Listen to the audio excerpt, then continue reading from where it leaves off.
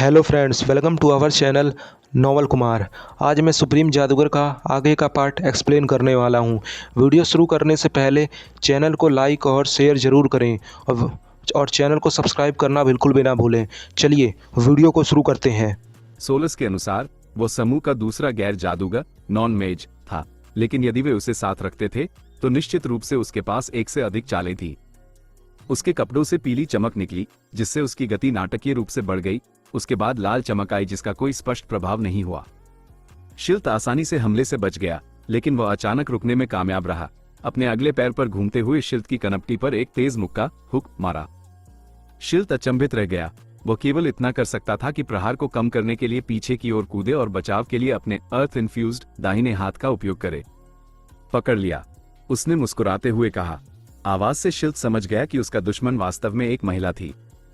टक्कर होने पर उसके दस्ताने से बिजली की एक लहर निकली जो उसके शरीर में दौड़ गई, जबकि प्रहार की ताकत उसे कई मीटर पीछे धकेलने के लिए पर्याप्त थी, सीधे उसके साथी के भाले स्पीयर पर जो उसके पीछे खड़ा था। सभी को उम्मीद थी कि उसकी बांह टूट जाएगी और उसका शरीर सुन्न हो जाएगा, लेकिन शिल्त ने फुल गार्ड का उपयोग किया। 10 मीटर के दायरे में एक गोलाकार नीली आभा और उत्सर्जित की और पीछे मुड़कर देखे बिना ही एक घुमाव के साथ भाले से बच गया। अब जबकि वो उस भारी भरकम महिला से काफी दूर था, शिल्त देख सकता था कि रेका नाम का आदमी, जो शायद 3 का हीलर था, टेरियन की ओर भागा था और अपने साथी के घाव का इलाज करते समय आगे के हमलों को रोकने के लिए दोनों को एक शक्तिशाली वायु अवरोध एयर बैरियर से घेर लिया था। पकड़ लिया, उसने चुटकी बजाते हुए मुस्कुराहट के साथ कहा। एक अचानक हुई चमक ने भाड़े के सैनिकों का ध्यान उनके गिरे हुए साथी की ओर खींचा।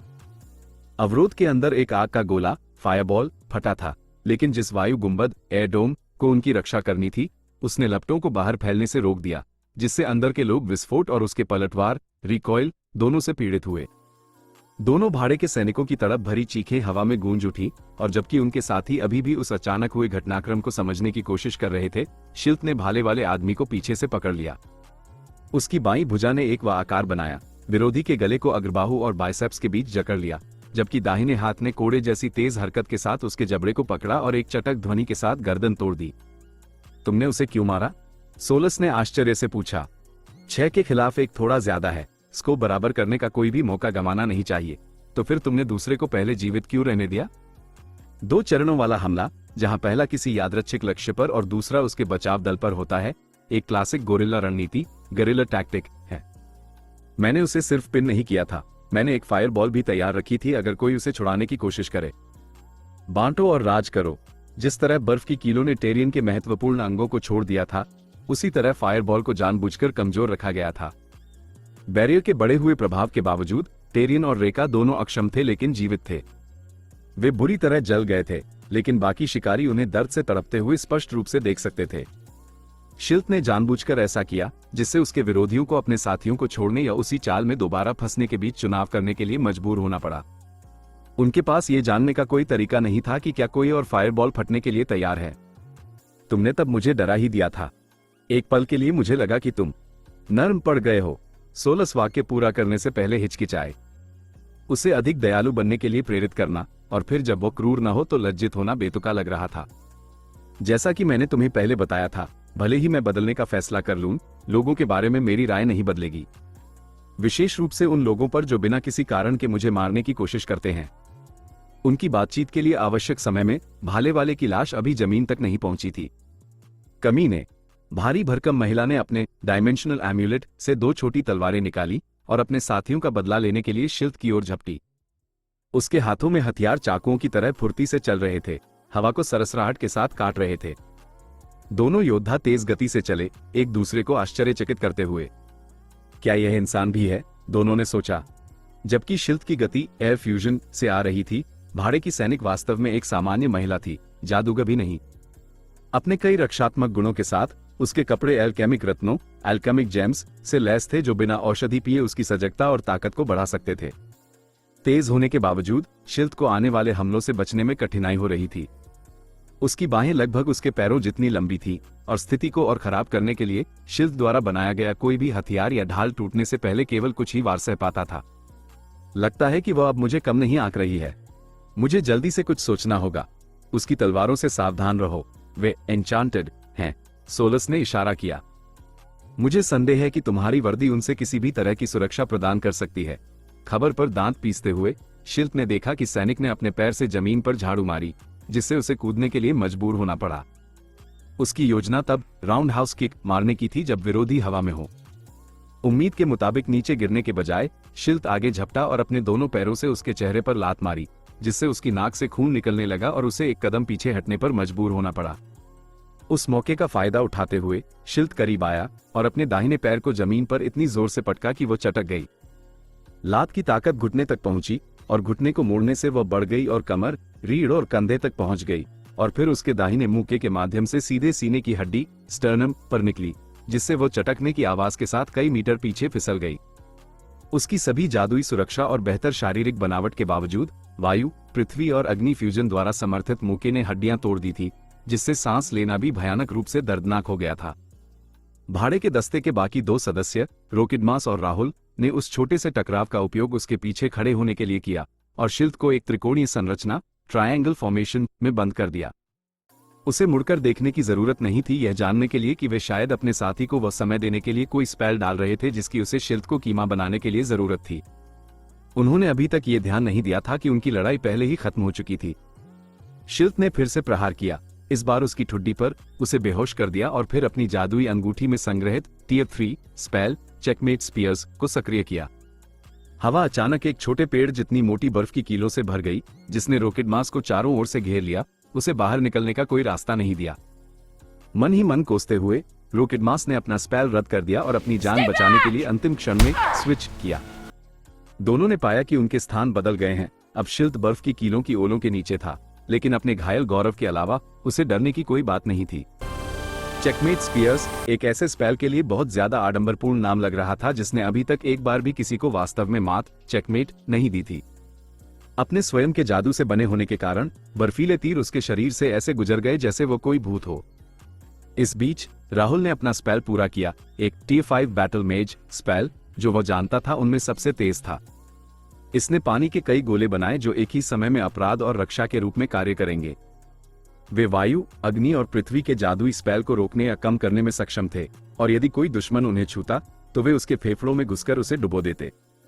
राहुल ने अपनी सुरक्षा के लिए उनमें से केवल कुछ ही रखी, बाकी को शिल्प को मारने के लिए भेज दिया। सच्चे जादुई मंत्रों की तरह वे अपने शिकार का पीछा करने में सक्षम थे जब तक कि वह कास्ट करने वाले की नजरों के सामने रहे। आमतौर पर एकमात्र रास्ता भागना या कास्ट करने वाले को मारना था। अभी 4थे वर्ष में होने के कारण शिल्प को कोई अंदाजा नहीं था कि यह किस तरह का स्पेल था। प्रतिद्वंद्वी को कम आंकने की हिम्मत न करते हुए उसने वह किया जो सबसे तार्किक लग रहा था। उसने रोकिडमास और भारी भरकम महिला को पकड़ने के लिए स्पिरिट मैजिक का उपयोग किया और ये देखने के लिए उन्हें आने वाले गोलों की ओर फेंक दिया कि क्या होता है। राहुल को अपनी आंखों पर विश्वास नहीं हुआ। वह बच्चा अपने साथियों को मीट शील्ड्स के रूप में इस्तेमाल कर रहा था।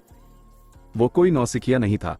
उसने पहले भी एक काम के दौरान एक से अधिक सहयोगियों को खोया था, कभी कभी मिशन पूरा करने के लिए उन्हें कुर्बान भी किया था, लेकिन ये बहुत ज्यादा था। उसे अपनी रक्षा बनाए रखने या अपने 2 सबसे प्यारे दोस्तों को बेकार में मारने के बीच चुनाव करना था। वो पानी को उनकी नाक और मुंह के माध्यम से जबरदस्ती घुसते हुए देख सकता था। रोकिडमास की घबराहट भरी चीखें कुछ बुलबुलों तक सीमित रह गईं। इससे पहले कि वह तय कर पाता कि क्या करना है, शिल्प एक ही मुक्के से उसे बेहोश करने के लिए काफी करीब आ गया। पानी के गोले फट गए और उनके कैदी आजाद हो गए। शिल्प ने रोकिडमास को भी बेहोश कर दिया था ताकि शांति से तय कर सके कि उनके साथ क्या करना है और अपनी मनचाही जानकारी कैसे प्राप्त करनी है। तभी उसने देखा कि युवा BYK वापस आ गया था। कितने दयालु हो तुम, तुम्हारी जान बचाने के बाद मुझे इस तरह छोड़ दिया, शिल्प ने कठोर स्वर में कहा। BYK ने फुफकारते हुए धन्यवाद के रूप में अपना थूथन उसके पैर पर रगड़ा। मूर्ख बनना बंद करो, मुझे पता है कि तुम बात कर सकते हो। मैं यहाँ इत्तेफाक से नहीं आया हूँ, बल्कि इसलिए क्योंकि कुछ ड्राइड्स ने मुझे एक नियत वाली मुलाकात, फेटेड एनकाउंटर के बारे में बताया था। BYK ने अपना सिर एक तरफ झुकाया। उन शब्दों का मतलब समझना उसके लिए कठिन था। तो मुझे बताओ, क्या तुम्हें मेरा सच्चा प्यार, मेरा सबसे अच्छा दोस्त या क्या माना जाना चाहिए? BYK खिलखिलाया। उसकी आंखों में एक मनोरंजक चमक थी। महान मां मुझे ऐसे भयानक भाग्य से बचाए। कोई बुरा मत मानना, लेकिन एक सभ्य साथी, मेटिंग पार्टनर बनने के लिए तुम बहुत पतले, बहुत छोटे, बाल रहित और बहुत ज्यादा इंसान हो। अपनी हाल ही में खोजी गई माना सेंसिबिलिटी के कारण शिल्प को एहसास हुआ कि BYK वास्तव में बात नहीं कर रहा था। वो जंगल की आवाजों को शिल्त के समझने योग्य शब्दों में बदलने के लिए वायु के जादू, एयर मैजिक का उपयोग कर रहा था। कोई बात नहीं, सच कहूं तो मुझे ये सुनकर खुशी हुई। जहां तक मुझे पता है, मुझे केवल मानव स्त्रियों में ही दिलचस्पी है। बस इसके विपरीत सोचना भी मुझे अजीब लग रहा था। उसने उत्तर दिया। दोस्त क्या होता है? BYK ने हंसते हुए पूछा। बेहतरीन सवाल, शिल्प ने आ भरी। सिद्धांत रूप में वह है जो तुम्हारी उतनी ही परवाह करता है जितनी तुम उसकी करते हो। कठिन समय में या जब तुम मुसीबत में हो तो भरोसा करने वाला कोई, यह माँ या झुंड के नेता जैसा लगता है। शायद इसलिए क्योंकि वह छोटा था, या शायद सिर्फ इसलिए कि वह एक जानवर था। लेकिन शिल्प को आभास हुआ कि बातचीत का कोई नतीजा नहीं निकल रहा है। क्या तुम महल के बारे में कुछ जानते हो? शिल्प ने अकादमी के मीनारों, स्पायर्स की ओर इशारा किया, जो पेड़ों की कतार के ऊपर स्पष्ट रूप से दिखाई दे रही थी। इंसानों द्वारा बनाया गया पहाड़? जरूर, हर कोई इसके बारे में जानता है। यह वह जगह है जहां तुम्हारे जैसे सफेद फर वाले शावक रहते हैं। शिल्प हताशा में अपना माथा पीटने ही वाला था, लेकिन तभी BYK ने उससे एक अजीब सवाल पूछा। अब जब तुमने इसका जिक्र किया है, तो क्या तुम मुझे समझा सकते हो कि तुम्हारे मान के साथी पागल क्यों हो गए हैं? तुम किस बारे में बात कर रहे हो? शिल्प ने भ्रम में उत्तर दिया। पिछली सर्दियों तक जंगल के लोग और इंसानों द्वारा बनाए गए पहाड़ के लोग शांति से साथ रहते थे। निश्चित रूप से समय समय पर एक बड़ी लड़ाई होती थी, लेकिन जंगल का स्वभाव ही ऐसा है। बलवान जीवित रहता है, कमजोर मर जाता है। उसने कंधे उचकाए। लेकिन अब चीजें अलग हैं। सफेद फर वाले भोजन या जड़ी बूटियों के लिए जंगल में नहीं घूमते। वे अब सक्रिय रूप से हमारा शिकार करते हैं, हमें मारने की कोशिश करते हैं। और जब मैं हम कहता हूं, तो मेरा मतलब युवा जादुई जानवरों से है, यहां तक कि नवजात बच्चों, लिटर्स से भी। उस खबर का कोई मतलब नहीं था। सेशिला ने अतीत में शिल्प को जो बताया था, उसके अनुसार एक शावक का मृत या जीवित कोई बाजार मूल्य नहीं था। वयस्क की तुलना में इसकी खाल बहुत खुरदरी थी, और आज तक कोई भी उन्हें पालतू बनाने में कामयाब नहीं हुआ था। जादुई जानवर न केवल शक्तिशाली थे, बल्कि वे दृढ़ इच्छा शक्ति वाले भी थे। यदि एक शावक को ठीक से खिलाया और देखभाल की जाती, तो वो जल्द ही भागने में सक्षम हो जाता, या कम से कम कोशिश करते हुए मर जाता। यदि नहीं, तो वे बस भूख या दुर्व्यवहार से मर जाते। इसके अलावा एक शावक को मारने का मतलब उसके माता पिता के क्रोध को आमंत्रित करना था। ये बिना किसी लाभ वाला उच्च जोखिम वाला कदम था। एक आवारा शिकारी को शायद परवाह न हो, लेकिन अकादमी के छात्रों के लिए ऐसा करना आत्मघाती था। वे परीक्षा के दौरान जानवरों से दोबारा मिल सकते थे, या इससे भी बदतर, जब वे अकेले हों, और इसका मतलब या तो प्रोफेसर की मदद लेने के कारण अनुत्तीर्ण होना होगा या मृत्यु। भाग्यवश उनमें से अधिकांश तूफान की तरह शोर मचाते हैं, इसलिए केवल कुछ ही मारे गए। हमारे पलटवार के बाद जंगल के स्वामी ने हमें पीछे हटने के लिए कहा, ताकि पहाड़ के स्वामी के साथ चीजों को सुलझाने की कोशिश की जा सके। लेकिन फिर चीजें और भी खराब हो गईं। ज्यादा से ज्यादा अजनबी आने लगे, जो वयस्कों को मारने के लिए काफी मजबूत थे। BYK ने अपने थूथन से बेहोश शिकारियों की ओर इशारा किया। शिल्प समझ सकता था कि वे घटनाएं हेडमास्टर से कैसे जुड़ी थी। यह अकादमी को उसकी दीवारों के अंदर और बाहर दोनों तरफ से खतरनाक बनाने की एक चाल थी। यदि कोई छात्र जंगल में मर जाता या गायब हो जाता, विशेष रूप से परीक्षा के दौरान, तो लिलजोस पर दोष मरना बच्चों का खेल होता। उसे जो समझ नहीं आ रहा था वह यह था कि ऐसी घटनाएं उसकी अपनी आत्मा से क्यों जुड़ी थी। अभी भी कुछ गायब था। वो महसूस कर सकता था कि दृष्टि ने अभी तक खुद को पूरी तरह प्रकट नहीं किया है। शिल्प का दिल उसकी छाती में जोर जोर से धड़कने लगा। एक तरकीन डर अनगिनत सुइयों की तरह उसके दिमाग को चुभ रहा था। ठंडा पसीना उसके शरीर को ढक रहा था। उसे पता नहीं था कि उसे क्या करना है या क्या ढूंढना है, लेकिन वो जानता था कि अवसर की खिड़की बंद होने वाली है। उसके पास खेलने के लिए आखिरी कार्ड शिकारी ही थे। अभी भी दिन का उजाला था, और वो पकड़े जाने या बीच में रोके जाने का जोखिम नहीं उठा सकता था। इसलिए उसने फिर से अपने कपड़े बदले और उनके चारों ओर हश स्पेल डाल दिया। अब चाहे वो कुछ भी करे या वे कितना भी चिल्लाएं, कोई उन्हें नहीं सुन पाएगा। और अगर कोई उस पर ठोकर खाकर आ भी गया, तो उसे बस एक शिकारी अपनी प्रतियोगिता को मारते हुए दिखाई देगा। उसने बर्फीले ठंडे पानी की फुहार से उन सभी को जगाया।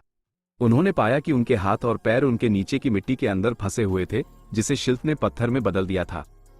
उनके मुंह मिट्टी से भरे हुए थे, जिससे वे बोल नहीं पा रहे थे। शिल्प ने एक एक करके उनकी तलाशी ली थी, यहां तक कि मुंह में भी उनके पास मौजूद हर एन्चांटेड या एल्केमिकल वस्तु ले ली थी, केवल उनके कपड़े छोड़ दिए थे। वे पूरी तरह से उसके रहम पर थे, यहां तक कि फर्स्ट मैजिक करना भी अविश्वसनीय रूप से कठिन होगा। उसने भारी भरकम महिला के मुंह से कपड़ा हटाया।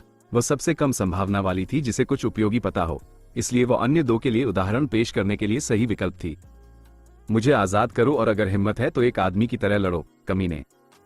उसने उस पर थूका। उसके गीले शाहबलूत चेस्टनट जैसे बाल बेतहाशा नाच रहे थे क्योंकि वह आजाद होने के लिए संघर्ष कर रही थी, अपनी हड्डियों के टूटने के दर्द को नजरअंदाज करते हुए। शिल्त का जवाब सीधे उसकी टूटी हुई सीने की हड्डी पर प्रहार करना था, जिससे उसे खून की खांसी हुई। पीड़ा ने उसकी आंखों में आंसू ला दिए। तुम तब हार गए जब तुम 3 के खिलाफ 1 लड़ रहे थे और अपनी सबसे अच्छी स्थिति में थे। तुम्हारा आजाद होना या फंसा होना परिणाम को नहीं बदलेगा। उसने जानकारी की अपनी हताश जरूरत को छिपाने की कोशिश करते हुए कहा। मुझे बताओ तुम लोग कौन हो और यहाँ क्या कर रहे हो? वो उसके चेहरे पर हंसी, चुनौती भरी एक भेड़िए जैसी मुस्कान दिखाते हुए। नन्हा आदमी जल्दी में है ना? जो करना है कर लो, मुझे मार डालो, मुझे कोई फर्क नहीं पड़ता। मुझे उम्मीद है कि तुम्हारा मालिक तुम्हारी विफलता के लिए तुम्हें कुत्ते की मौत देगा। शिल्त के शरीर में एक और सिहरन दौड़ गई। काल की लाश को पाने के लिए की गई उस दर्दनाक टैक्सी यात्रा के दृश्यों ने उसे किनारे तक धकेल दिया, जिससे उसके अंदर रहने वाली खाई एक बार फिर से बेकाबू हो गई। तुमने अभी अभी अपनी आखिरी 2 गलतियां की हैं। पहली, मैं किसी मालिक की सेवा नहीं करता। दूसरी, तुम्हें अंदाजा नहीं है कि मेरा सबसे बुरा रूप क्या है। मैं एक हीलर हूं। वे शब्द एक धमकी के रूप में थे, लेकिन उसे ये प्रफुल्लित करने वाला लगा। एक हीलर? तुम मुझे ठीक करो ताकि मैं तुम्हारी कमबख्त गर्दन से तुम्हारा सिर धड़ से अलग कर सकूं। शिल्त ने अपने दाहिने हाथ का दस्ताना निकाला। उसे उसके गड़े हुए पेट पर सौर जाल सोलर प्लेक्सस के ठीक ऊपर रखा। अगर तुम मेरे साथ जबरदस्ती करना चाहते हो तो ये गलत जगह है, बच्चे। शिल्त ने उसे नजरअंदाज कर दिया। देखो, एक हीलर किसी भी अन्य व्यक्ति की तुलना में मानव शरीर को बेहतर तरीके से जानता है। हम जानते हैं कि अपने मरीज को जीवित रखते हुए उसे अधिकतम दर्द कैसे देना है। उस पर इन्विगोरेशन का उपयोग करने के बाद उसने उसके माना को का पता लगाया। एल्केमी प्रोफेसर के अनुसार किसी और के शरीर में माना भेजना जहर इंजेक्ट करने जैसा था। शिल्त अब ये देखने के लिए उत्सुक था कि क्या होगा अगर उसने सीधे उसके माना कोर में अपना माना इंजेक्ट किया। भले ही वह इन्विगोरेशन के साथ इसे देख सकता था, लेकिन माना कोर कोई शारीरिक अंग नहीं था। यह मानव शरीर के अंदर था, लेकिन साथ ही नहीं भी था। लुटिया गांव में एक हीलर के रूप में बिताए गए वर्ष के दौरान उसने पेट के घावों वाले अनगिनत लोगों का इलाज किया था, लेकिन किसी भी घाव ने, चाहे वो कितना भी गहरा क्यों न हो, कभी कोर को प्रभावित नहीं किया था। शिल्त को अपनी नई जादुई संवेदनशीलता, माना सेंसिबिलिटी पर भरोसा करना पड़ा। उसने अपने कोर से महिला के कोर तक शुद्ध मना की एक किरण भेजी। पहले तो कुछ नहीं हुआ। उसका कोर स्थिर लग रहा था, बाहरी ऊर्जाओं की बाढ़ के बावजूद अपना पीला रंग बनाए हुए था। लेकिन कुछ सेकंड बाद शिल्त देख सकता था कि जहां उसने किरण जोड़ी थी, वह हिस्सा कमजोर होता जा रहा था। पीला रंग नारंगी में बदल रहा था, जो धीरे धीरे पूरे कोर में फैल गया। महिला अचानक दर्द से चिल्लाने लगी। उसकी सभी नसें और धमनियां बाहर की ओर उभर आईं, जैसे कि वे उसकी खाल को झटकने की कोशिश कर रही हों। खून का लाल रंग नीला हो गया, क्योंकि मना उसके शरीर पर आक्रमण कर रहा था। जब यह उसके सिर तक पहुंचा, तो उसकी आंखों, नाक और कानों से सायान नीला हरा तरल बहने लगा। पीड़ा की उन चीखों में उसकी पिछली चुनौती का कोई निशान नहीं था, केवल हताशा थी। उसकी आवाज तीखी से कर्कश हो गई, यहां तक कि वह अब इंसानी आवाज जैसी भी नहीं लग रही थी। वो चिल्लाती रही जब तक कि उसके फेफड़ों में हवा खत्म नहीं हो गई, लेकिन वह फिर से सांस लेने में असमर्थ लग रही थी। शिल्त रुक गया। उसे ठीक होने और दर्द की कमी से अस्थायी राहत महसूस करने के लिए कुछ सेकंड दिए। अब बात करने के लिए तैयार हो? आतंक में सिसकते हुए भारी भरकम महिला ने देवताओं की कसम खाई कि अगर वह जीवित रहने में सफल रही तो वह अपनी जीवन शैली बदल देगी। अब पैसों के लिए जान का सौदा नहीं करेगी, वो खुद को सुधार लेगी। मेरा नाम मिलिया है, उसने एक संबंध स्थापित करने की कोशिश करते हुए कहा, ताकि वो उसे एक व्यक्ति के रूप में महसूस करने के लिए मजबूर कर सके। यह एक चाल थी जिसने अतीत में अनगिनत बार काम किया था, भले ही उसने इसे कभी आजमाया नहीं था, बल्कि रॉकेटमास ने किया था। वो हमेशा कहती थी कि हर आदमी एक सिसकती हुई औरत का हीरो बनने का सपना देखता है, और इस बार वो ईमानदार थी। वो उसे धोखा देने की कोशिश नहीं कर रही थी। मुझे परवाह नहीं है, उसने ठंडी नजर से उत्तर दिया। मेरा मतलब है कि तुम लोग कौन हो? भाड़े के सैनिक? शिकारी? हत्यारे? भाड़े के सैनिक। हमें यहां आने, अधिक से अधिक जानवरों को मारने और छात्रों को फंसाने के लिए भारी भुगतान किया गया था। मेलिया के शब्दों ने उसके सिद्धांत की पुष्टि की, लेकिन इससे न तो कोई विजन सक्रिय हुई और न ही उसका डर कम हुआ। तुम्हें यहां किसने भेजा और क्यों? मुझे नहीं पता, मैं कसम खाती हूं। मैं सिर्फ टीम की ताकत हूं। राघुल वो है जो हमारे ठेकेदारों से निपटता है, जबकि रॉकेटमास हमारे संचालन का दिमाग है। राहुल? वह आदमी उसने उसकी दिशा में सिर हिलाया। मैं बस इतना ही जानती हूँ, कृपया मुझे जाने दो। उन्हें जीवित छोड़ना सवाल से बाहर था। उन्होंने उसे अपनी वास्तविक शक्ति का बहुत अधिक उपयोग करने के लिए मजबूर किया था। वे एक जिम्मेदारी, लायबिलिटी थे। उनके वादों के बावजूद जैसे ही वे उसकी पहुंच से बाहर होंगे, वे मुस्कुराहट के साथ उसे सबसे ऊंची बोली लगाने वाले को बेच देंगे। तो फिर मुझे अब तुम्हारी जरूरत नहीं है। अपने हाथ के एक इशारे के साथ शिल्त ने स्पिरिट मैजिक का उपयोग करके उसका सिर 180 डिग्री घुमा दिया, जिससे उसकी गर्दन टूट गई और उसकी पीड़ा समाप्त हो गई। अब मिस्टर राहुल, हम इसे आसानी से कर सकते हैं या दर्दनाक तरीके से? मुझे वो बताओ जो मैं जानना चाहता हूं, और मैं तुम्हें एक शांतिपूर्ण मृत्यु दूंगा। विरोध करोगे? और खैर, तुमने देख ही लिया है कि क्या होता है। शिल्त ने राहुल के मुंह से कपड़ा हटा दिया। क्या उसे जीवित छोड़ना बेहतर नहीं होता, उन्हें उम्मीद देने के लिए? सोलस ने आपत्ति जताई। उसे शिल्त का लोगों को प्रताड़ित करना बिल्कुल पसंद नहीं था। हर बार जब वह ऐसा करता तो वो उसके अंदर कुछ मरते हुए महसूस कर सकती थी। कैसी उम्मीद? वे पेशेवर हैं, कोई गर्ल स्काउट नहीं। वे अच्छी तरह जानते हैं कि मैं उन्हें कभी जीवित नहीं छोड़ूंगा, क्योंकि मेरी जगह वे भी यही करते। देखो बच्चे, मुझे खेद है कि हमने तुम्हें मारने की कोशिश की। उसके डर ने उसके हमेशा बेदाग रहने वाले चेहरे को बिगाड़ दिया था, जिससे उसकी आवाज नकली लग रही थी। तुम्हें यह करने की जरूरत नहीं है। तुम अभी जवान हो, हमारे जैसा मत बनो। अपनी नकली सहानुभूति के पीछे राहुल केवल समय खरीदना चाहता था। उस कठिन परिस्थिति से बाहर निकलने का रास्ता खोजने की उम्मीद कर रहा था। लेकिन उसने पाया कि उसके हाथ बंधे हुए थे। वो उस जादुई पत्थर को भी महसूस नहीं कर पा रहा था जो उसने आपात स्थिति के लिए अपने जूते में छिपाया था। उसकी एकमात्र आशा बच्चे की नैतिकता में कोई दरार ढूंढना और भागने के लिए उसका फायदा उठाना थी। उसके लिए बहुत देर हो चुकी है। शिल्त ने उसकी बातों को नजरअंदाज किया, अपना हाथ राहुल के कोर पर रखा और जबरदस्ती उसमें मना भेजा। राहुल का कोर सायान था, बिल्कुल शिल्त की तरह, इसलिए भले ही वह इसे नियंत्रित करने में असमर्थ था, कोर की ऊर्जा शिल्त के अनाड़ी हमलों को पीछे हटाने में सक्षम थी। तो मैं केवल कमजोर कोर पर ही स्वतंत्र रूप से आक्रमण कर सकता हूं? यह मजे की बात है कि मेरे पास समय नहीं है। यह जानना दिलचस्प होता कि किसी के कोर को रेड स्तर से भी नीचे गिरा देने पर क्या होता है। किसी को उसके जादू से वंचित करना एक बड़ा खतरा हो सकता है, और इससे मैं कैदियों को उनके किसी भी धोखे से डरे बिना रख पाऊंगा। भविष्य में इस पर प्रयोग करने के लिए एक मानसिक नोट लेते हुए शिल्त ने अपना शुद्ध मना बर्बाद करना बंद कर दिया और उसमें डार्कनेस मैजिक मिला दिया। राहुल की सुरक्षा सुनामी के सामने रेत के महल की तरह ढह गई। अंधेरा तेजी से पूरे कोर में फैल गया। मेलिया की तरह ही उसकी नसें उभर आईं, लेकिन उनका रंग काला था। राहुल के कष्ट के सामने मेलिया की पीड़ा कुछ भी नहीं थी। शुद्ध एंट्रोपी उसकी हर कोशिका को खा रही थी। जब राहुल के सभी छिद्रों से काला खून बहने लगा तो शिल्त ने ऊर्जा भेजना बंद कर दिया, लेकिन दर्द नहीं थमा। यह क्या हो रहा है? शिल्त हक्का बक्का रह गया। क्या हो रहा है ये समझने की कोशिश करते हुए उसने इन्विगरेशन का उपयोग करते हुए राहुल को फिर से छुआ। तब वो देख पाया कि उसके आदेश के बिना भी अंधेरा अभी भी माना कोर को तहस नहस कर रहा था, जो अब दरारों से भरा था और खुद ही ढहने के कगार पर था। ऐसा लगता है कि डार्क मैजिक सीधे इंजेक्ट करने के लिए बहुत शक्तिशाली है। मुझे उस महिला के लिए नर्म दृष्टिकोण की आवश्यकता है, अन्यथा सारी जानकारी खो जाएगी। शिल्त, कोर काला पड़ गया है। सोलस चिंतित लग रही थी। क्या होगा अगर तुमने अभी अभी एक अबोमिनेशन, घृणास्पद जीव बना दिया हो? शिल्त यह मानने से इनकार कर रहा था कि दुर्घटनावश ऐसा कारनामा करना इतना आसान हो सकता है, लेकिन सतर्क रहते हुए वह रोकिडमास की सिस्कियों को नजरअंदाज करते हुए राहुल की स्थिति की निगरानी करता रहा। कुछ ही सेकंड बाद काला कोर ढह गया और राहुल का शरीर बेजान होकर गिर पड़ा। शिल्त ने राहत की सांस ली। इंसान उसका मुकाबला नहीं कर पा रहे थे, लेकिन अबोमिनेशंस का स्तर ही अलग था। वो पहले से ही उस दिन से तंग आ चुका था।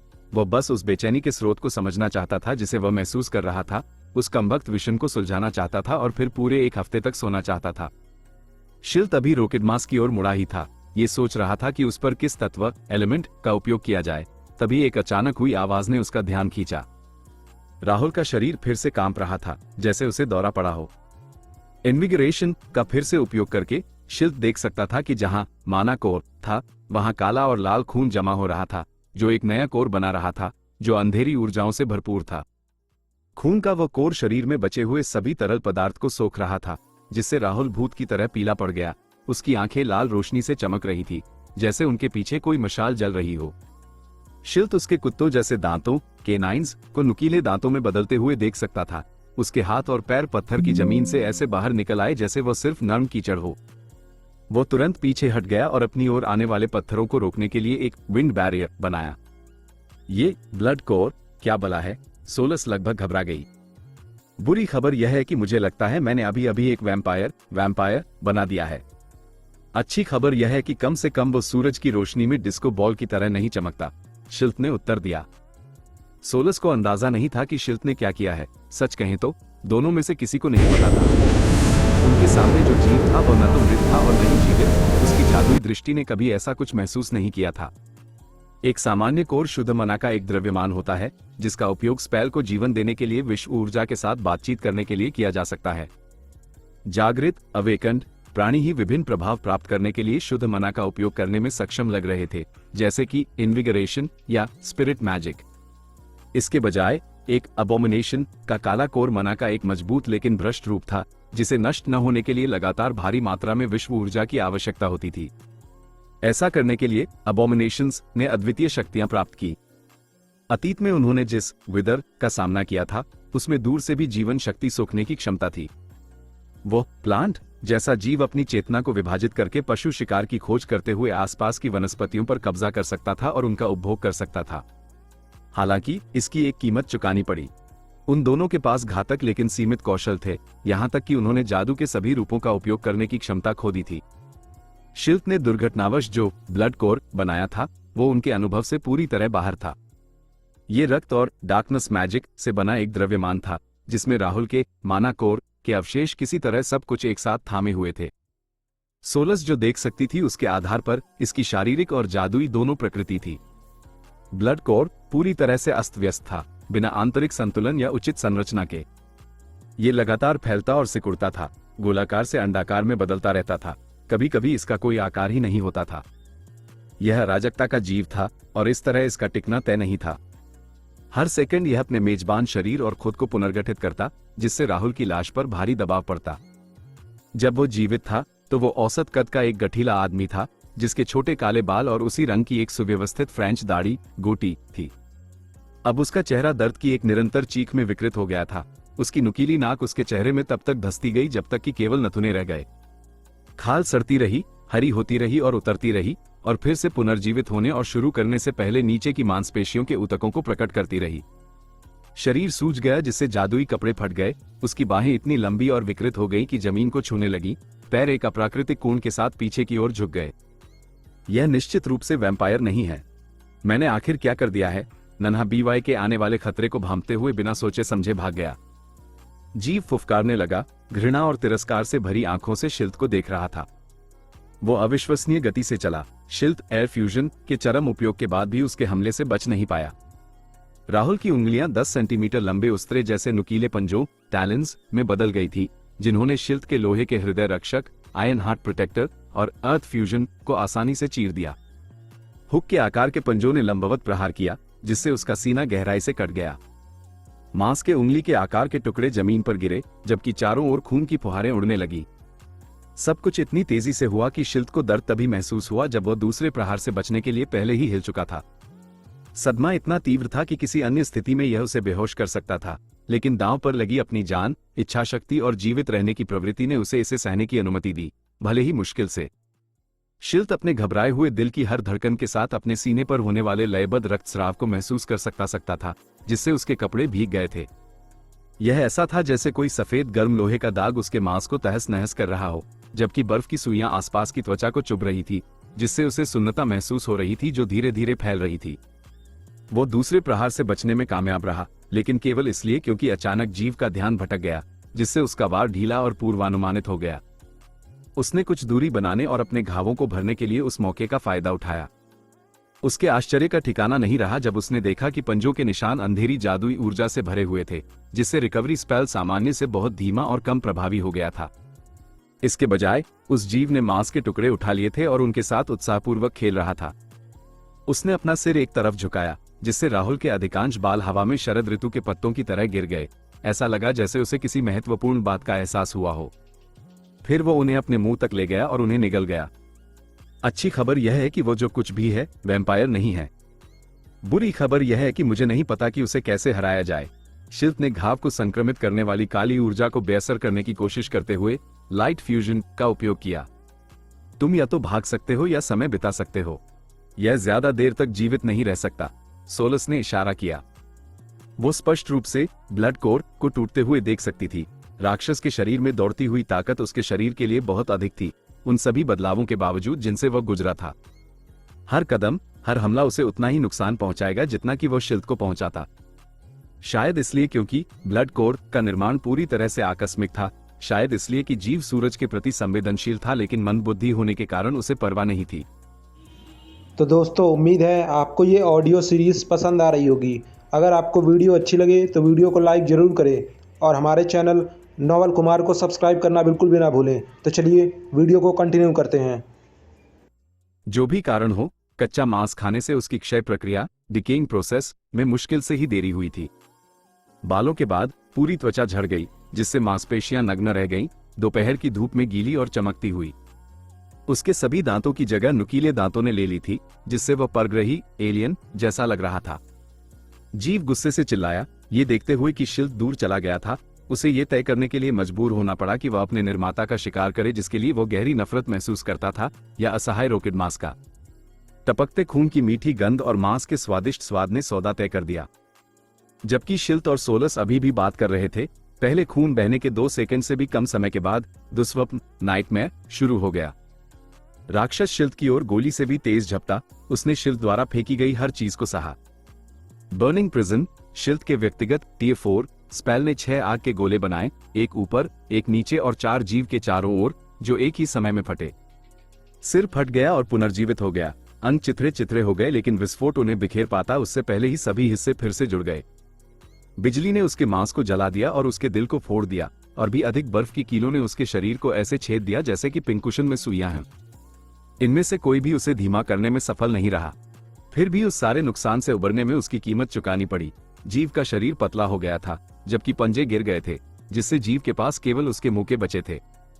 उन मुक्कों ने शिल्द पर एक टाइटन की ताकत के साथ प्रहार किया। उसे शिल्द की तकनीक की कोई परवाह नहीं थी, जिसका उपयोग वो उनकी ताकत को कम करने के लिए कर रहा था। अर्थ फ्यूजन द्वारा सख्त किए जाने के बावजूद शिल्द का दाहिना हाथ अल्ना, ह्यूमरस और रेडियस से टूट गया। हड्डी के टुकड़ों ने मांसपेशियों और त्वचा को छेद दिया। उन पर टपकते खून के कारण दोपहर की धूप में हड्डी की सफेदी चमक रही थी। शिल्द दर्द से अंधा हो गया। उसकी आंखों से झरने की तरह आंसू बहने लगे। फिर भी वह होश में रहने में कामयाब रहा। एक बार फिर अपनी निरंतर व्याकुलता, पैरानोया के कारण बच गया। वो जानता था कि एक सच्चा जादूगर होना काफी नहीं है, तैयार रहना काफी नहीं है। नई दुनिया एक बहुत बड़ी जगह थी। उसे कभी न कभी खुद से ज्यादा शक्तिशाली किसी व्यक्ति से मिलना ही था, जो उसे वास्तव में चोट पहुंचाने में सक्षम हो। खुद पर किए गए अपने परीक्षणों और त्रुटियों के बीच उसने सीखा था कि अपने दर्द रिसेप्टर्स को काटने के लिए डार्कनेस मैजिक का उपयोग कैसे किया जाता है, और उसने वही किया जब उसे एहसास हुआ कि उसके पास जो कुछ भी था वह उसके अपने बनाए राक्षस के एक मुक्के को रोकने के लिए पर्याप्त नहीं था। शिल्द अंतिम सेकंड में एक तरफ कूद गया। प्रहार की ताकत का उपयोग करके उनके बीच कुछ दूरी बना ली। हवा में उड़ते हुए वो जितनी तेजी से हो सके स्पेल डालता रहा। अपने पीछा करने वाले पर हर तरह के स्पेल की बौछार करता रहा। टेक्स्ट केवल अपना बायां हाथ बचे होने के बावजूद वो जीव के पास पहुंचने से पहले 4 और विस्फोट करने में कामयाब रहा, जिसने फिर से प्रहार किया, इस बार उसके सीने पर। लित ने अपनी पसलियों को टूटते हुए महसूस किया। खून थूकते हुए उसे एहसास हुआ कि सांस लेना भी एक असहनीय यातना बन गया है। उस राहुल जैसी चीज ने उसे गर्दन से उठा लिया, उस कीमती तरल की हर एक बूंद को चाट लिया और अपनी ताकत वापस आते महसूस की। दोनों हाँफ रहे थे, उनके चेहरे विकृत थे, लेकिन जहां लित हताश था, वहीं लित का राक्षस विजयी था। वो अपनी अप्राकृतिक रूप से लंबी जीभ का उपयोग करके लित के चेहरे से टपकने वाले सारे खून को चाट रहा था। लित ने उस कीमती क्षण का उपयोग एक अंतिम स्पेल बुनने के लिए किया। जब राक्षस ने उसकी गर्दन चीरने के लिए अपना मुंह खोला, तो वो उसके अंदर बर्फ की एक कील बनाने में कामयाब रहा, ताकि जब जबड़ा उसे काटने की कोशिश करे तो वो उसकी जीभ, तालू और मस्तिष्क को छेद दे। जीव को इसकी परवाह नहीं थी, तब तक नहीं जब तक उसे एहसास नहीं हुआ कि वह काट नहीं सकता। फिर राक्षस ने बस बर्फ की कील को पकड़कर बाहर खींच लिया, अपने घावों की परवाह किए बिना, जिससे क्षय की प्रक्रिया और तेज हो गई। उसकी आंखें मुरझा गईं और खोपड़ी में समा गईं, केवल अंडीथ की लाल रोशनी पीछे रह गई। नुकीले दांतों ने आखिरकार लित की गर्दन को काट लिया और उसकी गर्दन की नस जग्युलर से खून की फुहारें निकलने लगी। लेकिन तभी जबड़ा गिर गया और उसके तुरंत बाद जीव का दाहिना हाथ भी गिर गया, जिसने अब शिकार को नहीं पकड़ रखा था।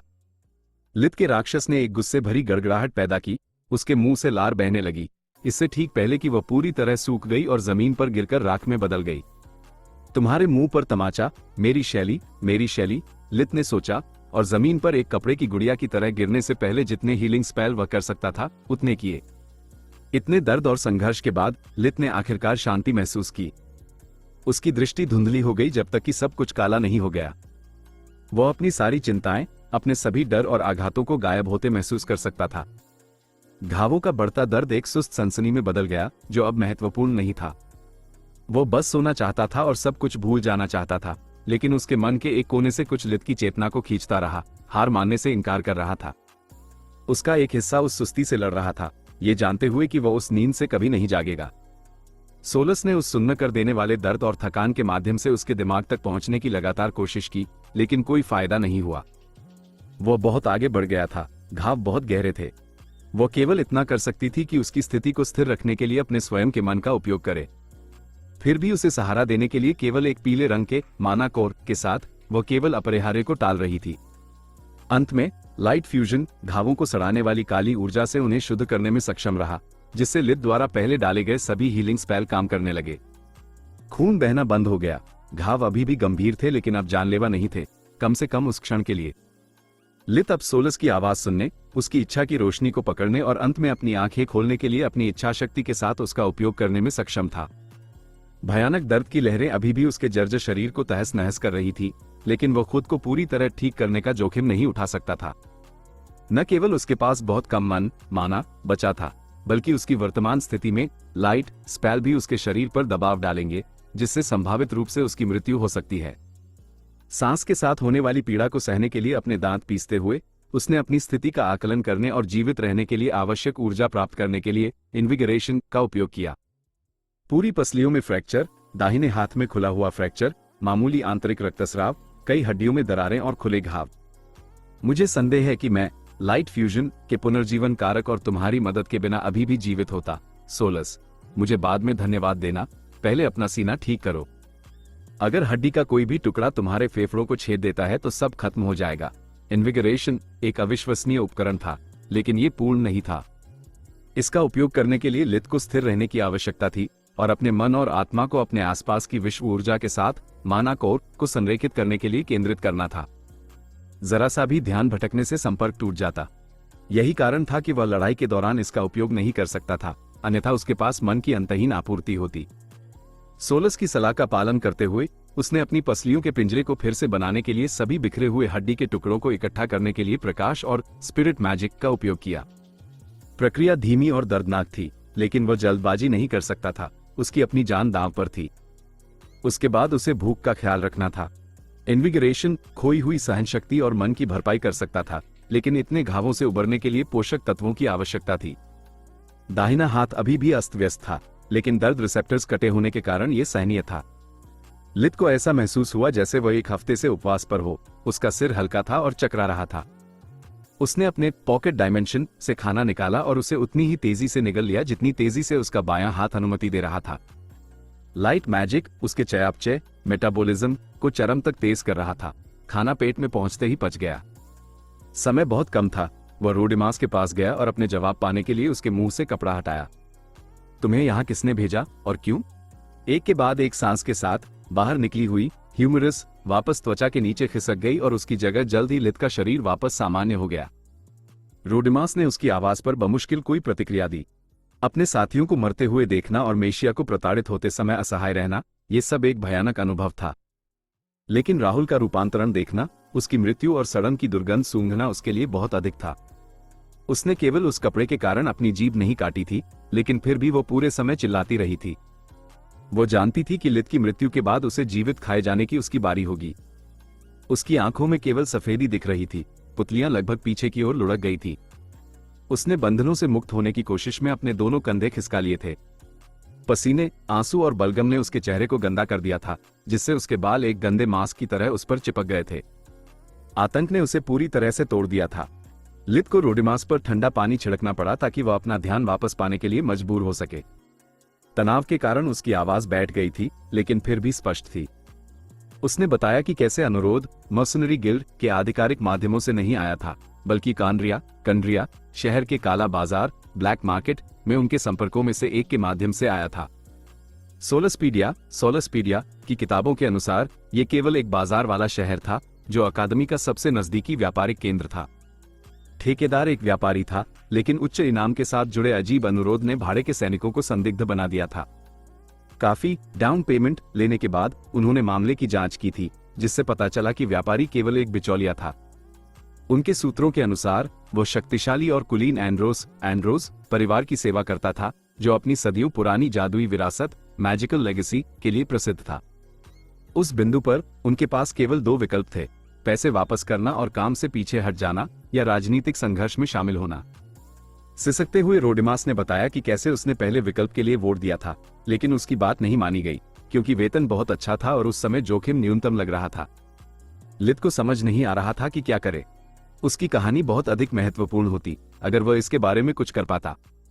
अजीब बात यह थी कि जब से उसने फ्रैंकेनस्टीन के राक्षस का अपना संस्करण बनाया था, तब से आने वाली विफलता का एहसास गायब हो गया था। यही सब नहीं है, रोडिमास कुछ हकलाने के बाद कहने में सफल रही।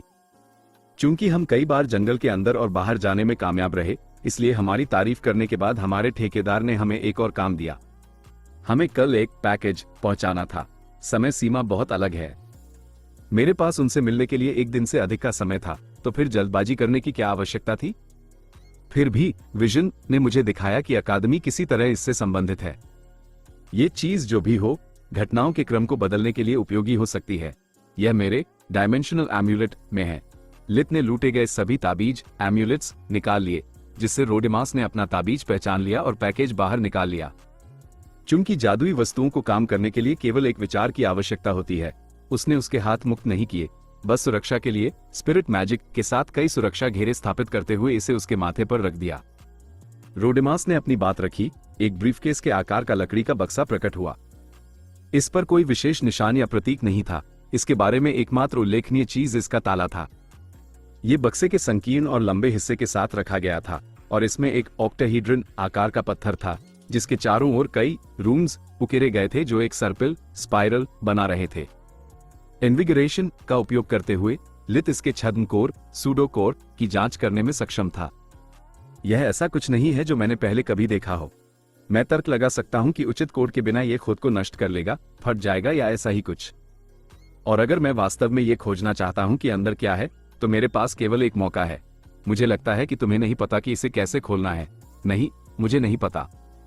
कृपया मुझे चोट मत पहुंचाओ। यह महसूस करते हुए कि उसकी उपयोगिता खत्म हो गई है, रोडिमास हताशा में रोने लगी, ये जानते हुए कि दया की भीख मांगना बेकार था। सौदा तो सौदा है। लित ने बुलेट के आकार की बर्फ की कीलों से उसके सिर और दिल पर 2 बार वार किया, ये सुनिश्चित करते हुए कि उसे कष्ट न हो। वो जाने ही वाला था जब एक धमक की आवाज ने उसे पीछे मुड़ने पर मजबूर कर दिया। वह अपनी मानसिक थकावट के बावजूद युद्ध के लिए तैयार था। उसके आश्चर्य का ठिकाना नहीं रहा जब उसने देखा कि वो फिर से वही नन्हा BYK था। तुम्हारे पास भागने का वास्तव में हुनर है।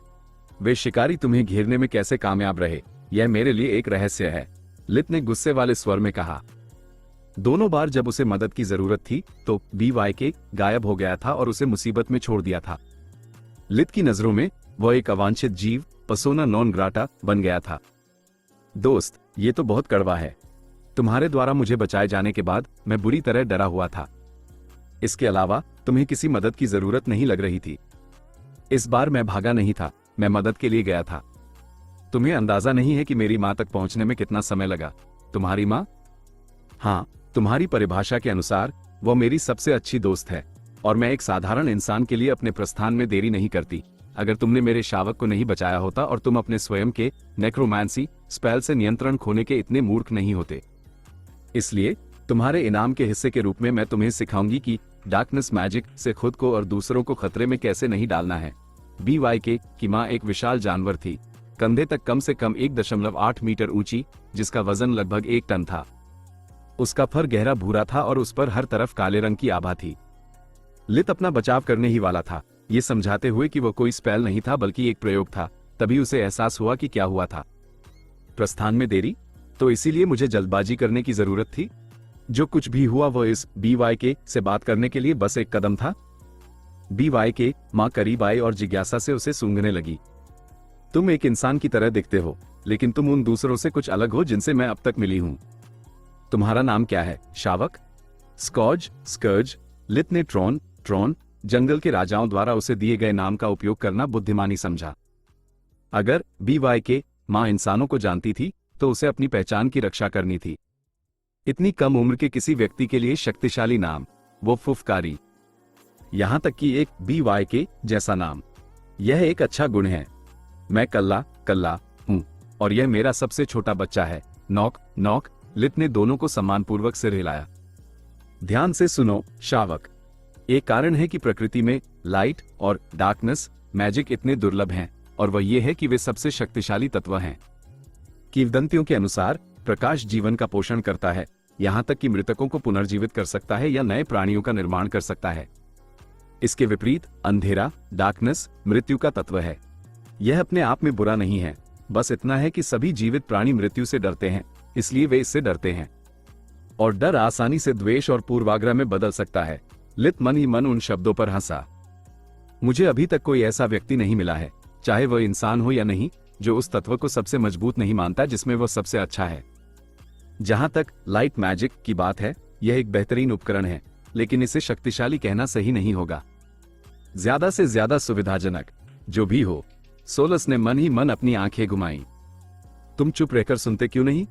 हमें फिर कब कोई वास्तविक जादू सिखाने वाला मिलेगा? कल्ला ने एक सेकंड के लिए उसे घूर कर देखा, उसके अविश्वास को महसूस करते हुए। मुझे बताओ स्कॉच, तुम कितने जादुई जानवरों से मिले हो जो लाइट मैजिक का उपयोग करते हैं? एक से भी नहीं, उसे स्वीकार करना पड़ा। और डार्कनेस मैजिक में सक्षम कितने हैं?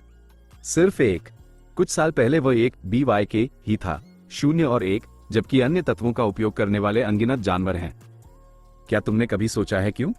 मैं तुम्हें एक पुरानी BYK तरकीब दिखाती हूं। कल्ला ने अपने बाएं पंजे के नाखूनों से जमीन को 2 बार थपथपाया। उसके विशाल शरीर के चारों ओर अंधेरी ऊर्जा घूमने लगी। जागो, अराइज, ऊर्जा जमीन में समा गई और नीचे से अनगिनत कंकाल, इंसानी और जानवर दोनों, बाहर निकल आए। उनके मुंह एक मौन चीख में खुले थे। वे कीचड़ और जड़ों से बाहर निकलने के लिए संघर्ष कर रहे थे। कई हाथों ने लोहे की पकड़ के साथ लित के पैरों और टखनों को पकड़ लिया। कुछ ही सेकंड में वह अनडेड की एक छोटी सेना से घिर गया था, जिनमें से प्रत्येक से एक अशुभ आभा निकल रही थी जिसने उसकी रीढ़ में सिहरन पैदा कर दी। लित जानता था कि वे उसके लिए कोई खतरा नहीं है। एक अकेला छोटा अनडेड एक परेशानी से ज्यादा कुछ नहीं था। इतने सारे भी उसके जैसे किसी व्यक्ति को नुकसान नहीं पहुंचा सकते थे।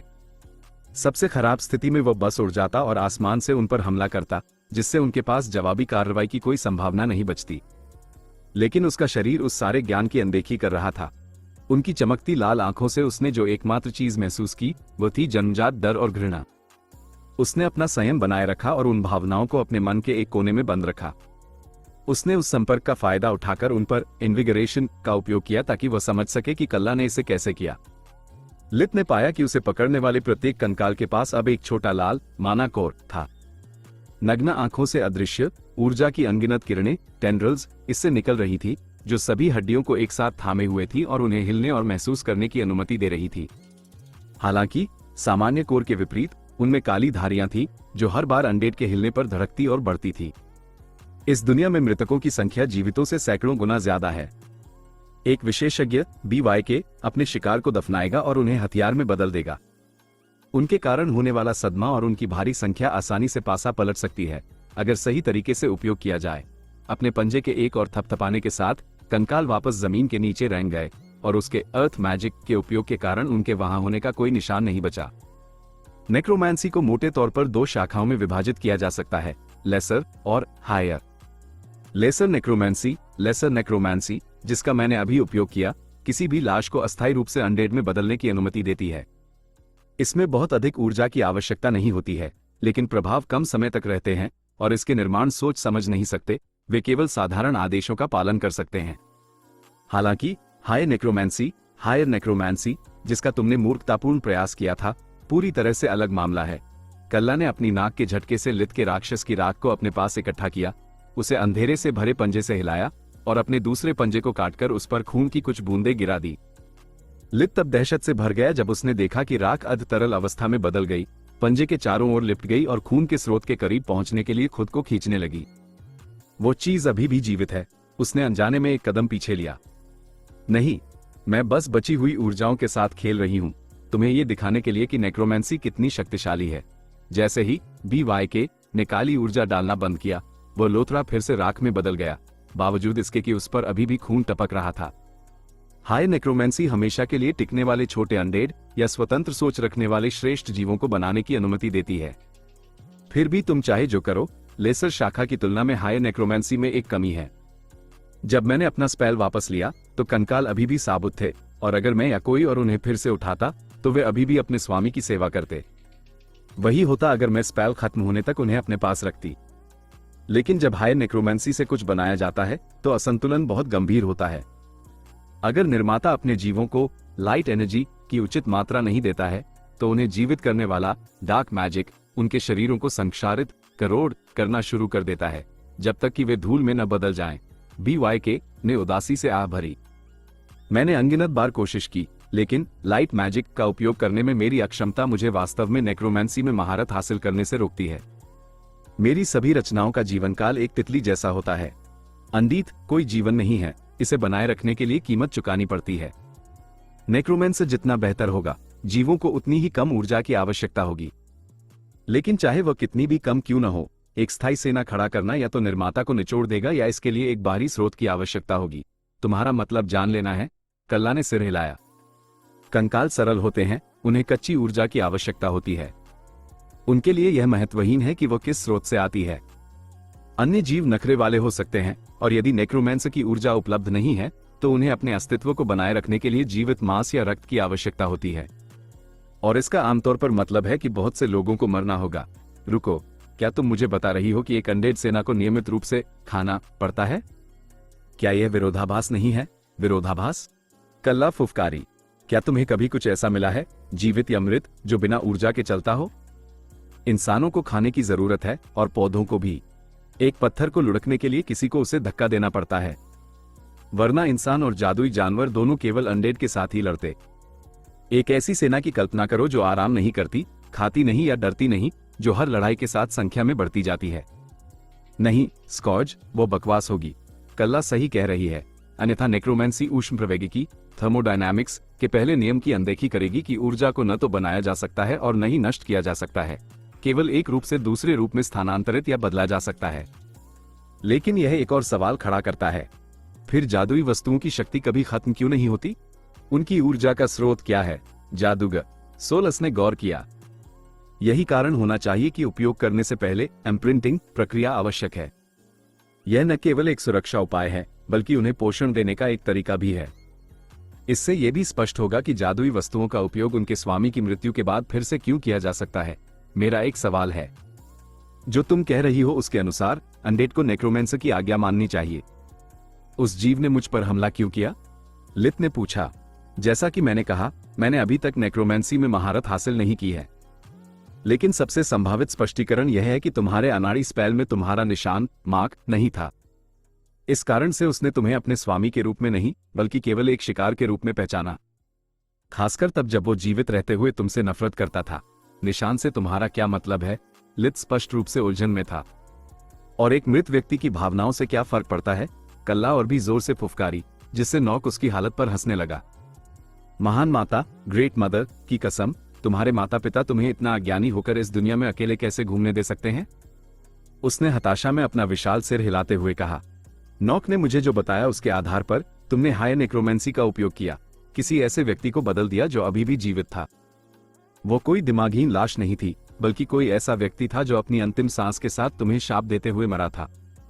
भले ही तुम्हारा प्रयास विफल रहा, लेकिन जीव के साथ उसकी मृत्यु से जुड़ी गहरी भावनाएं जुड़ी होना तय था। निशान न होने के कारण उसकी प्राथमिक प्रवृत्ति संभवतः बदला लेने की थी। क्या तुम अब अपनी हरकतों की मूर्खता को समझना शुरू कर रहे हो? लित ने सिर हिलाया, ये स्वीकार करते हुए कि इतना शक्तिशाली और फिर भी जादू के तरीकों में इतना अज्ञानी होना एक भयानक संयोजन था। क्या तुम कम से कम एक अकेले अनडेड को उठाना जानते हो? उसने फिर पूछा। नहीं, जो पहले हुआ वो एक दुर्घटना थी। लित को अपनी अक्षमता स्वीकार करना पसंद नहीं था, लेकिन विज्ञान के क्षेत्र में काम करने के कारण वो जानता था कि ज्ञान का दिखावा नहीं किया जा सकता। या तो आप अपनी अज्ञानता स्वीकार करें या कमियों को भरने के लिए अध्ययन करें। वे रोडिमास की लाश के पास गए, फिर कल्ला ने समझाना शुरू किया। अगर तुम किसी लाश पर केवल डार्कनेस मैजिक का उपयोग करोगे तो वो सड़ जाएगी और गायब हो जाएगी। इसके बजाय तुम्हें जो करने की जरूरत है वह यह है कि नेक्रोमेंटिक ऊर्जाओं को शरीर या कंकाल में भरने दे। इस तरह BYK ने रोडेमास के खोखले माथे पर अपने पंजे रखे, जबकि लित ने इन्विगरेशन का उपयोग करके देखा कि स्थिर खून डार्क मैजिक के कारण काला पड़ रहा था और नसें बाहर की ओर उभर रही थी। एक बार जब ये संतृप्त हो जाए तो इसमें लाइट मैजिक का एक अंश जोड़ें, यहां तक कि फर्स्ट मैजिक भी ठीक है।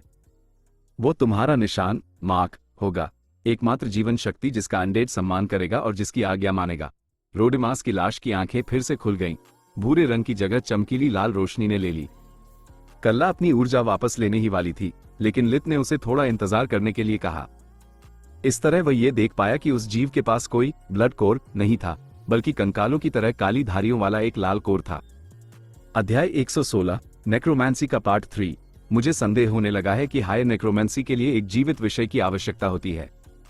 राहुल को ठीक से बदलने के लिए मुझे न केवल उसके कोर को बल्कि उसके पूरे शरीर को डार्क मैजिक से भरने की आवश्यकता होती, और निश्चित रूप से अपना निशान जोड़ना पड़ता।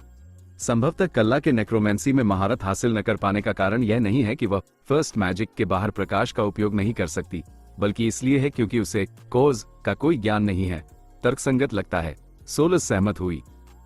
कल्ला के मार्गदर्शन में लित कुछ प्रयासों के बाद अपने पहले कंकाल को उठाने में कामयाब रहा। इस प्रक्रिया में उसने उनमें से कुछ को नष्ट भी कर दिया। जब उसे लगा कि उसने बुनियादी बातों को समझ लिया है, तो वो रोडेमास के घोंघा गूल को उठाने में भी कामयाब रहा। अपना अंतिम उपहार लेने के लिए कल्ला के पीछे जाने से पहले लित उन 2 बुरी तरह जले हुए भाड़े के सैनिकों की पीड़ा को समाप्त करने के लिए वापस गया। मेरा एक हिस्सा उन पर हायर नेक्रोमेंसी के साथ प्रयोग करना पसंद करेगा, लेकिन ईमानदारी से कहूं तो आज के लिए मेरे पास बहुत कुछ हो गया है। साथ ही अगर मैं उन्हें सचेत अनडेड में बदलने में कामयाब हो जाता हूं, तो मैं उनके जीवन के लिए खुद को जिम्मेदार महसूस करूंगा। मुझे या तो उन्हें मारने के लिए मजबूर होना पड़ेगा और वो बर्बादी होगी, या उन्हें स्वतंत्र घूमने देना होगा और वह सरासर पागलपन होगा। मैं उन शक्तियों के साथ खेलना बंद कर रहा हूं जिन्हें मैं पूरी तरह से नहीं समझता। लगता है अब मेरे पास लाइब्रेरी में शोध करने के लिए एक और चीज है। थोड़ी देर चलने के बाद लित को सिरदर्द महसूस होने लगा। अकादमी वापस जाने और आराम करने की उसकी इच्छा लगभग असहनीय थी। हम कहां जा रहे हैं?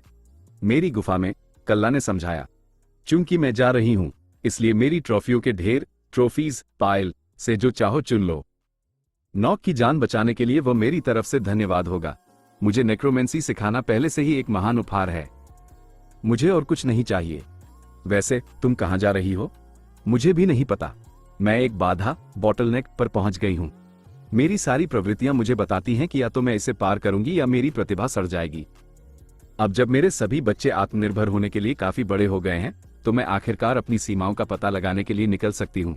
क्या तुमने पहले जंगल के स्वामी लॉर्ड ऑफ द फॉरेस्ट से बात करने की कोशिश की है?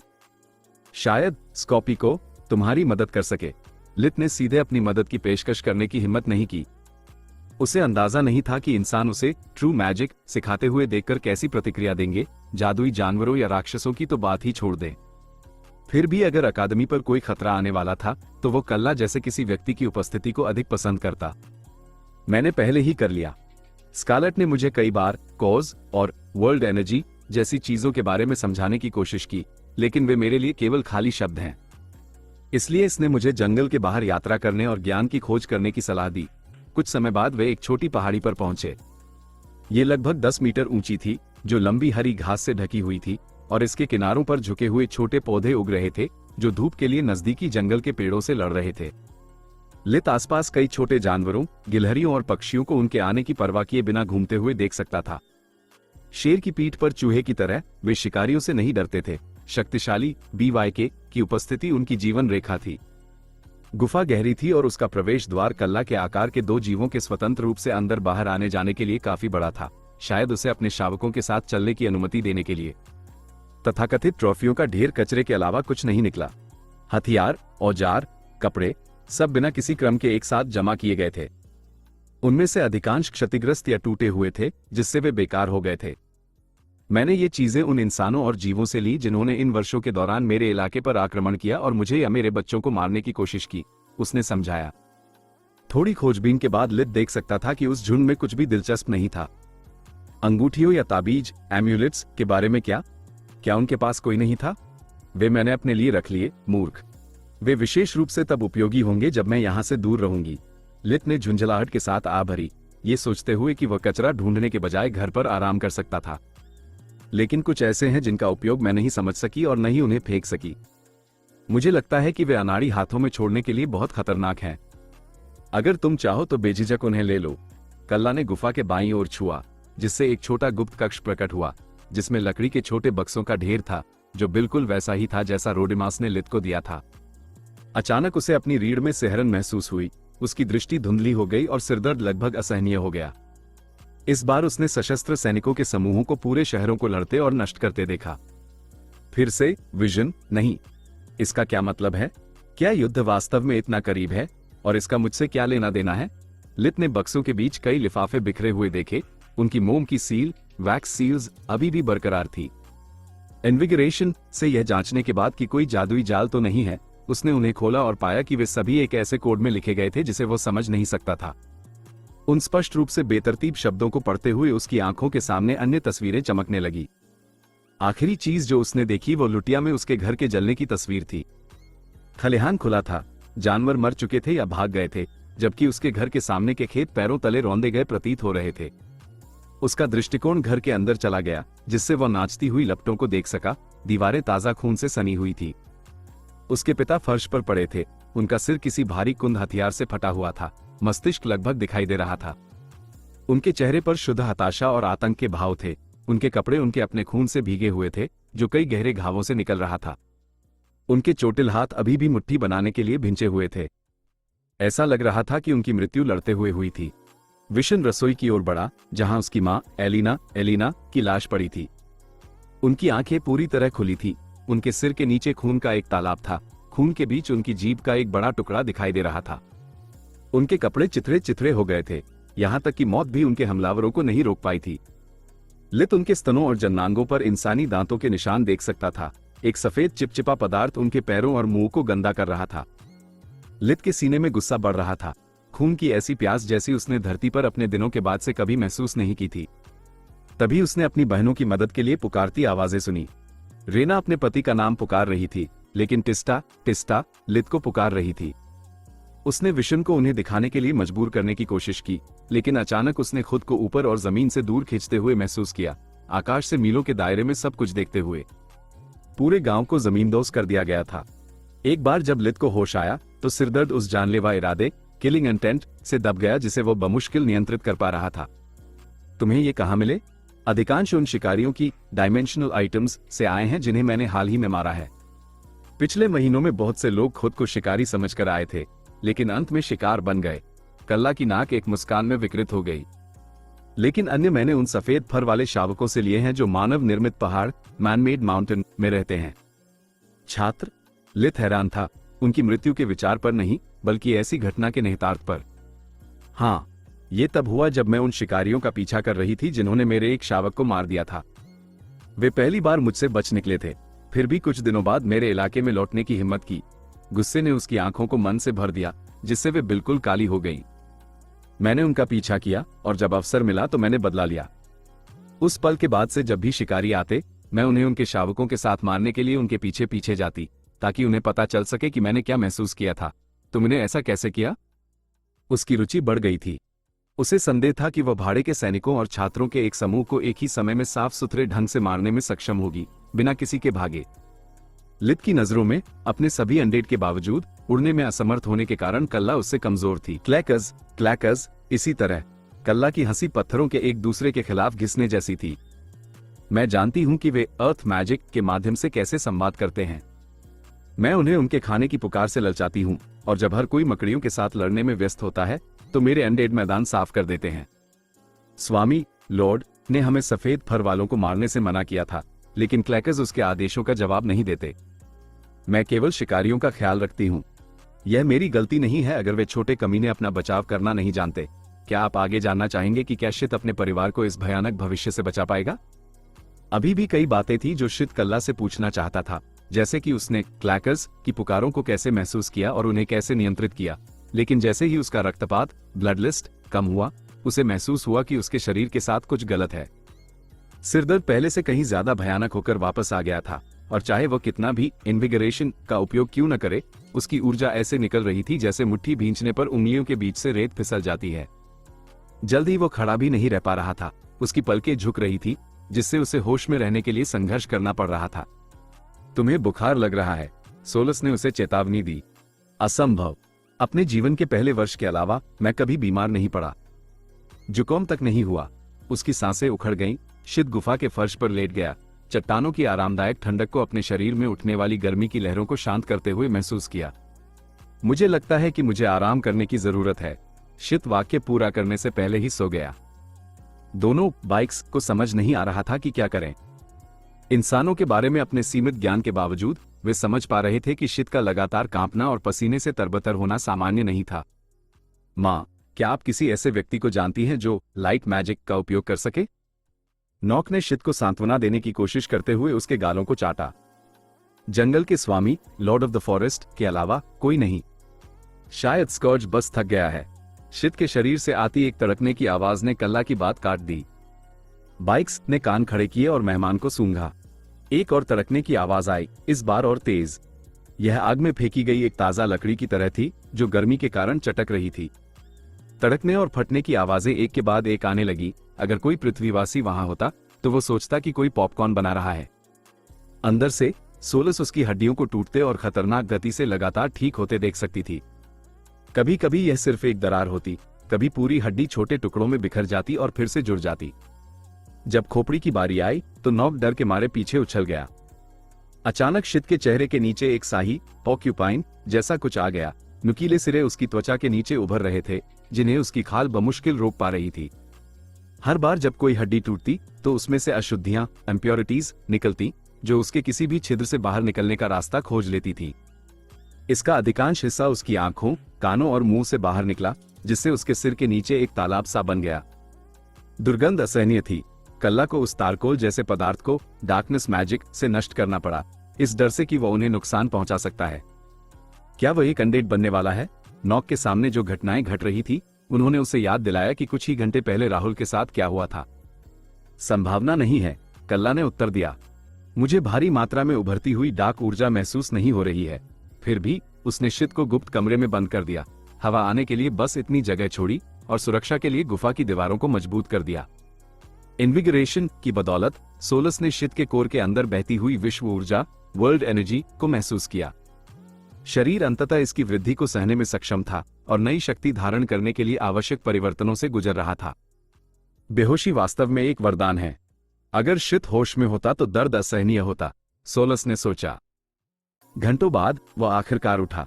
उसे वैसा ही महसूस हो रहा था जैसे ब्लैक फ्राइडे के बाद वॉलमार्ट का पायदान। उसके शरीर का हर इंच दुख रहा था। उसका पहले से ही फटा हुआ शिकारी सूट अशुद्धियों में भीग चुका था, जिसे बचाना नामुमकिन था। उसने डार्कनेस मैजिक से गंध को खत्म कर दिया, लेकिन दाग हटाने से चमड़ा भी नष्ट हो जाता। क्या हुआ था? शित ने अपना सिर हिलाया, ये याद करने की कोशिश करते हुए कि वह कहां था। खुशखबरी, तुमने आखिरकार अपनी बाधा बॉटलनेक पार कर ली है। तुम्हारा माना कोर अब आखिरकार सायान के आधे रास्ते पर है। शायद पिछले कुछ महीनों के निरंतर तनाव और उपचार चक्रों ने अपना काम कर दिया। सोलस के शब्द उसे कम समझ में आ रहे थे। यह मेरा पहला अनुभव नहीं है। मैं बेहोश क्यों हुआ और मैं तरोताजा महसूस करने के बजाय इतना बुरा क्यों महसूस कर रहा हूं? समझाना बहुत जटिल था, इसलिए सोलस ने उसे अपनी यादें दिखाईं। क्या बकवास है? इतना सारा दर्द सिर्फ स्यान की एक शेड के लिए?